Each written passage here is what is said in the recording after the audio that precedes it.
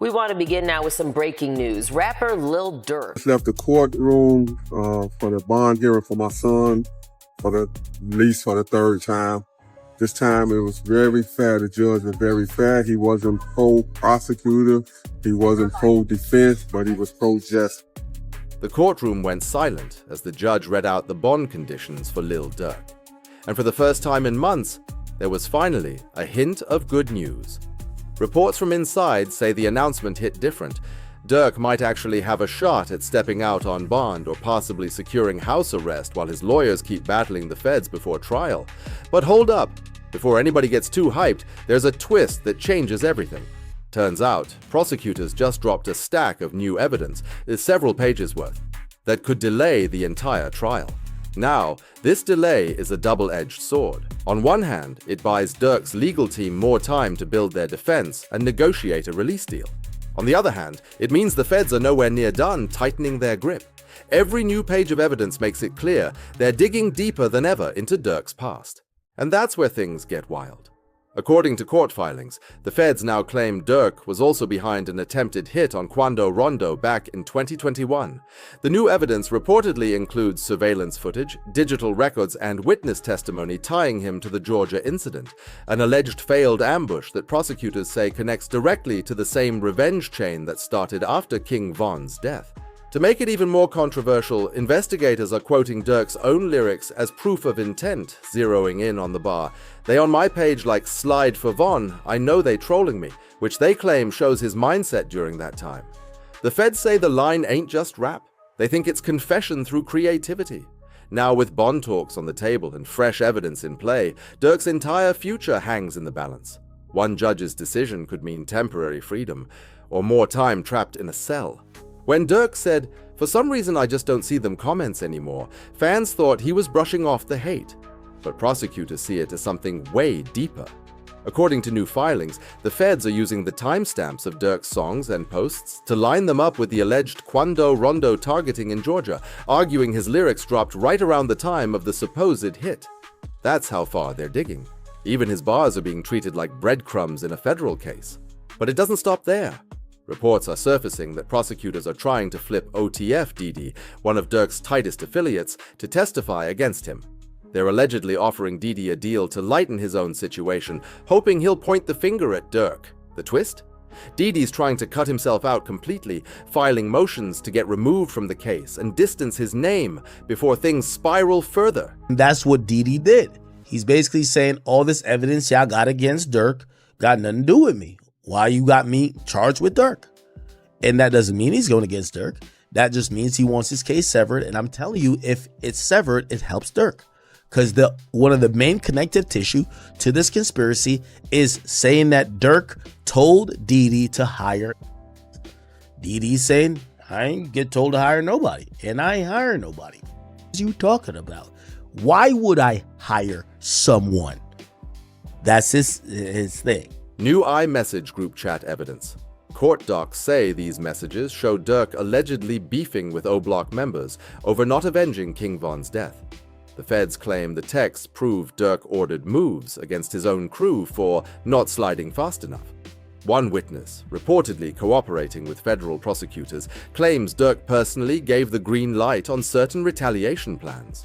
The documents even reference internal disputes, saying Durk feuds with Manuk over his belief that O-Block members were not retaliating for King Von's passing.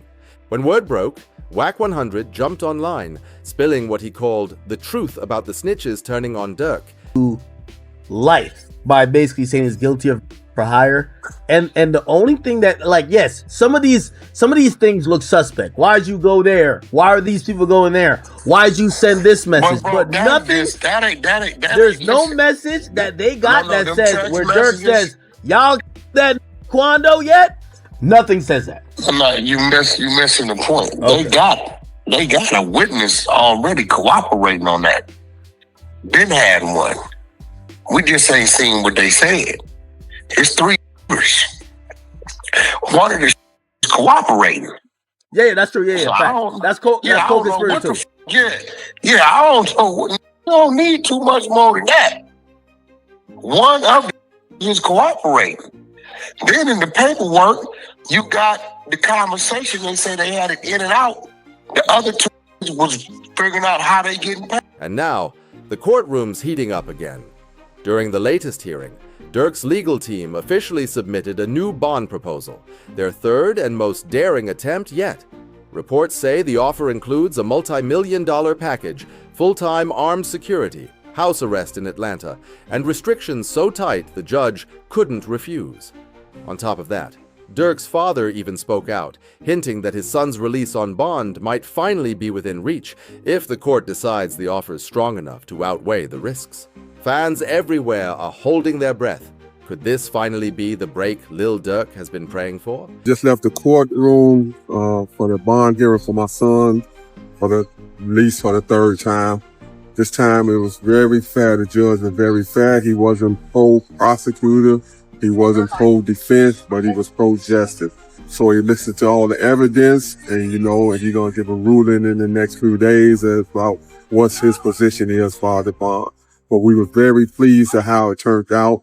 So continue, family, friends, and fans, continue to keep us in your prayers. And we thank you. And inshallah, God willing, this be victorious for it, that we have a good ruling in our favor. The courtroom turned into chaos the moment prosecutors made a shocking move. They stood before the judge and announced they were dropping some of the evidence against Lil Durk. But here's the twist. Instead of quietly dismissing it, they read it out loud in front of everyone, sending ripples across the courtroom and the entire hip-hop world. According to reports, the prosecutors told the judge they were willingly discarding parts of the case, but not before putting it on public record. What did they read? A line straight from one of Durk's tracks. Told me they got an addy, they got the location, go look on the news, see your son screaming, no! That's the lyric they claim connected to a real-life hit, but by dropping it, the feds admitted it wasn't strong enough to hold up as proof, even though they made sure everyone heard it first. Now the search is on for 3 people who police say at a Savannah rapper, a member of his entourage. It happened in Los Angeles and cameras captured the aftermath. This man, a passenger in that car, frantic at the sight. After the hearing, Durk's lawyer stepped up to the press, clearly frustrated but confident. He called the charges a flat-out joke, saying the feds are grasping at straws and have no real evidence to back up their claims. He doubled down that Durk's lyrics were being twisted out of context, nothing but art being weaponized by people who don't understand the culture. The case is as follows. So there was an indictment that did not name him, right? It named others, and then there was an unindicted person. And then 3 weeks later, that indictment was what's called the first superseding indictment, and it does name him. The indictment was identical, except the unnamed person now became Durk Banks. And this is the really important part, Ak. The second indictment, what's called the first superseding indictment, only had one new fact. It had one new fact, and that was it alleged that there was a video by Durk that celebrated and monetized this. But just when it seemed things were turning in Durk's favor, something serious and suspicious went down. Reports hit that OTF Vonnie, one of Durk's longtime affiliates, had flipped. Court records suddenly showed Vonnie's name removed from the Bureau of Prisons custody list, meaning he's no longer behind bars, which in Fed language usually means he's cooperating. And if that wasn't messy enough, Vonnie apparently leaked his own snitching. Screenshots of text messages started circulating online where he told a close friend about his plea deal. The texts read, "I'm trying to plea out to a 32. That's the base for my charge. The max is 43, which is life. I'd get -2 points for a plea, -1.4 for early plea." Those messages spread like wildfire, showing a man calculating his time reduction in real time, accidentally confirming that he's cutting a deal. The streets caught on quick, OTF fans calling him a rat, prosecutors calling it cooperation, and Durk's team realizing fast that the game just changed again. Now, with Vonnie possibly talking and the feds reshuffling evidence, Durk's bond hopes hang on a knife's edge. The leaked text thread got even darker when Vonnie broke down his entire plea math, typing, "For no background, so I'll have 27 points. That's 5 to 7 years. I can't go to trial. I don't want them to do me like them other guys. That one line hit heavy. He was clearly scared of the same fate that fell on other alleged informants who got caught up after flipping. When Vonnie said, "I don't want to get got," insiders knew he was referring to another snitch in the same case who had vanished after talking. But that's a story for later. The situation took a wild turn when Vonnie's own father stepped in. Instead of being relieved that his son might come home early, he started airing out family secrets online, accusing Vonnie of being involved in King Von's death and claiming Lil Durk knew about it the entire time. I'm gonna give you this. It's a back door and I got all the pieces. That's all I'm gonna tell you. As Durk asked Vonnie, is it open? Vonnie told him it's off the hinges. Wait. Are you talking about the Von? Like King Von? Listen very carefully. When the payment was made to Little Tim, the next day or the same day, Durk asked Vonnie, was it open?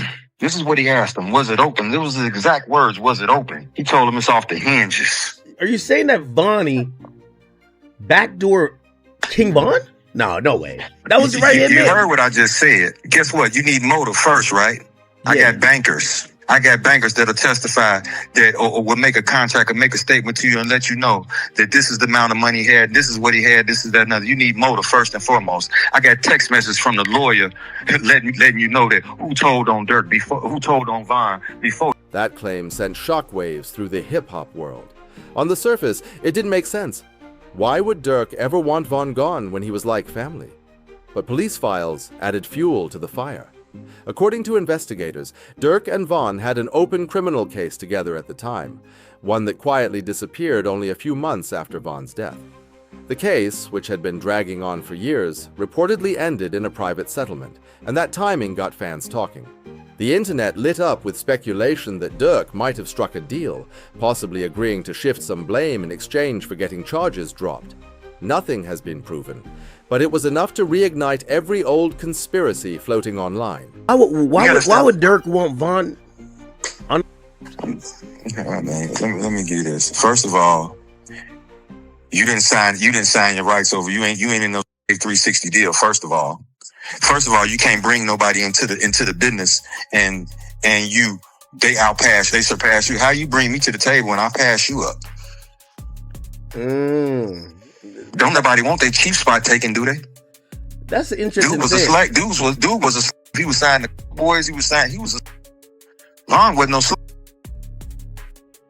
That's interesting. I did find out that Von didn't have any contractual ties to Durk like that, which was. I mean, come on, man. He wasn't even signed to him. How's this his friend? He lied on Breakfast Club and said, "Hey, you think your man would be sitting here with $300,000 worth of jewelry on and he not have an attorney? He had a public defender." That's when a tweet went viral, racking up thousands of reposts, reading, "With Vonnie's dad leaking that Durk had Von dealt with. Makes me wonder why Durk always hops on IG live after someone dies." The post pointed out a strange pattern. Durk going live on Instagram right after major deaths like King Von, Lil Pab, and FBG Duck, making people believe he might have been creating live alibis in real time. Now fans are split between believing Durk's one of the most strategic minds in the game, or that these coincidences are just way too clean to ignore. Either way, the streets are buzzing, and the drama inside and outside that courtroom just got even messier. The saga didn't stop there. Vonnie's dad wasn't done dropping bombs. In a now deleted tweet that spread like wildfire, he claimed his son Vonnie actually orchestrated both Lil Pab's and King Von's deaths, implying the betrayals ran far deeper than anyone ever imagined. No, he ain't take my advice. He ain't respond no back to me because this is on a tablet. He on a jail tablet when I sent that to him. He ain't respond nothing else to him. I told you he can't take my advice because they play. They made themselves get caught. This is what come along with it. They wanted to get caught. You understand me? So, that's what you meant by trenches of paint. Okay. What you mean trenches what? Was it you that said that? With the whole narrative about Vonnie snitching with the text messages? Like that's Yeah. I don't know who said that, but that was me. But that was a focus. Everybody was trying to make it seem like that's what the text messages was about. That's just saying what he finna cop out to and this, that, and other. And with me saying Von, some people like, damn, what he gonna tell on some words on Von? I ain't gonna lie, I said that in my video. I'm intrigued to know what the Von name was for. No, he ain't gonna tell him no Von. You gonna tell it just like you orchestrated Lil Pab. You orchestrated this. And guess who you work for? But just when fans thought it couldn't get more chaotic, it did. Because Vonnie isn't the only alleged snitch in this case. Word hit the net that Dee Dee's younger brother, Ted, has officially been labeled as another cooperating witness. And the internet exploded. Rappers, bloggers, and fans were posting, "Please tell me this isn't real," as bodycam footage surfaced online that appeared to show Ted breaking down and begging to talk. The clip allegedly shows Ted in custody, crying and offering to snitch on Lil Durk, saying he can help prosecutors if they just give him a deal. The footage, verified by multiple Court Watch accounts, reportedly changed everything.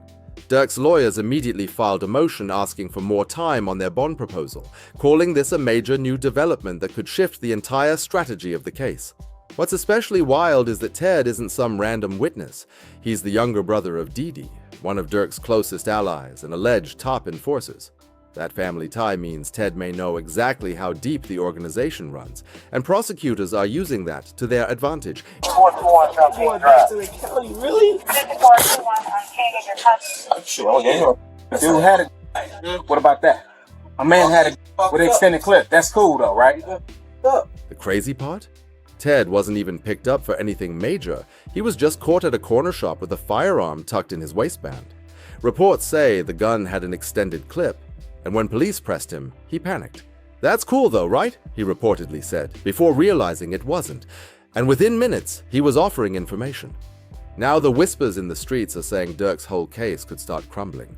Not from the top down, but from these small, unrelated busts snowballing into full-blown cooperation deals. And with every new leak, it's looking less like a trial, and more like a betrayal unraveling in real time. Come on. Hey,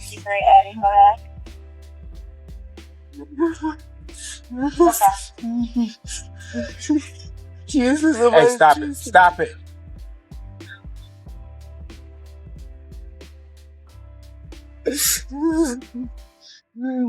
I tell you about the money, I swear to God, I tell you about the money, I teach to fix my son, I tell you about everything, I swear to God, I tell you, I will tell you, please, please, I will tell you, I swear, please. After Ted's emotional breakdown in the interrogation room, reports say he was moved to a holding cell while officers decided what to do next. Eventually, one of the detectives sat down with him to hear what he had to say. What came out of that conversation hasn't been fully revealed, but insiders claim it could be another major blow to Lil Durk's defense. Wait, hold on. You gotta relax for me, because I can't understand it. Relax. What's the number? 7 what you saying, man? We're gonna see what we can do for you, alright? We're gonna see what we can do for you. You gotta relax for me. Relax, man. I'm gonna get a bus to prison. Relax. Give me No, I'm saying, what are you talking about? I'm trying to get the. Still, Durk's legal team is fighting tooth and nail to get him released. According to the latest court update, Durk's attorneys have filed a motion to dismiss the case, arguing that the second superseding indictment is way too vague. If the court doesn't throw it out, they've filed an alternative request for what's called a bill of particulars. Basically, they want prosecutors to lay out every detail of what they're accusing Durk of. Durk's lawyers argue that if prosecutors had solid proof, they'd already have revealed it. The fact that they haven't, they say, shows the feds are fishing for evidence that doesn't exist. Legal experts following the case agree this could be a power move, calling the prosecution's bluff to expose weaknesses in their story. Meanwhile, Durk's life behind bars took a rough turn this week. Reports surfaced that he was thrown into solitary confinement after guards discovered a hidden cell phone inside his unit. While some believe it was for disciplinary reasons, sources close to the rapper claim it was partially for his own safety.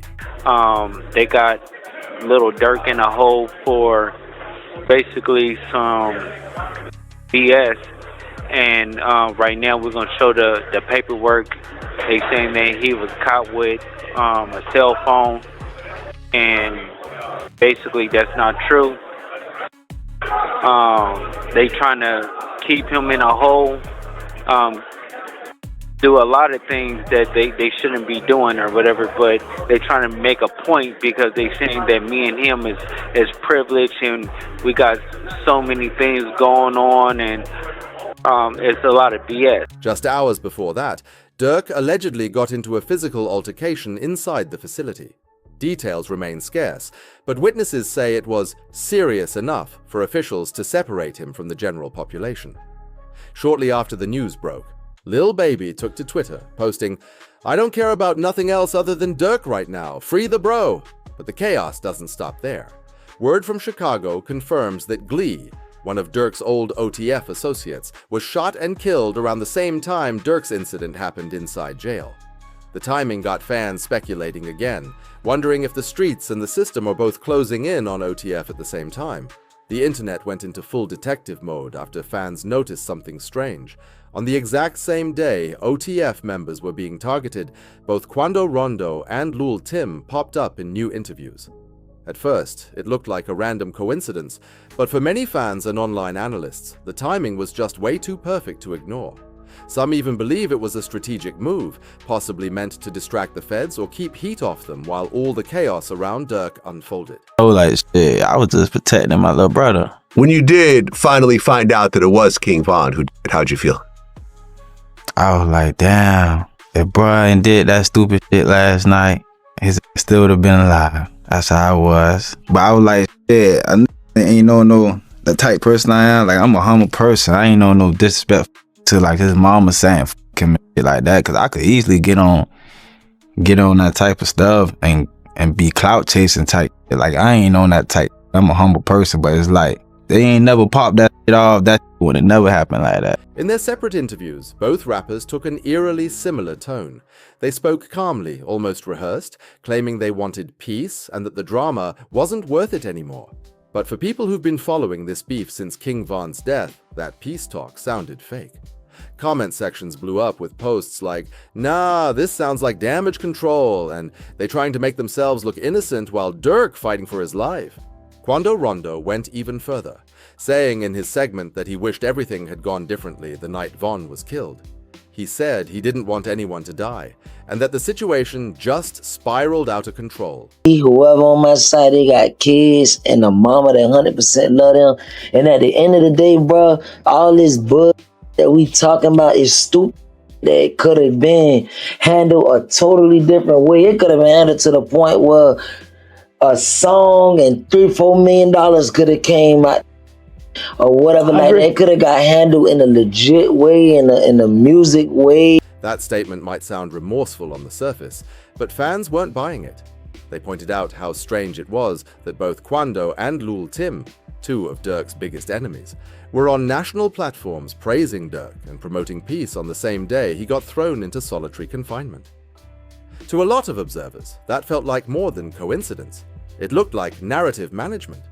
If they were being watched by law enforcement, these interviews made them look cooperative, calm, and reformed. Exactly what you do if you didn't want feds digging into your business.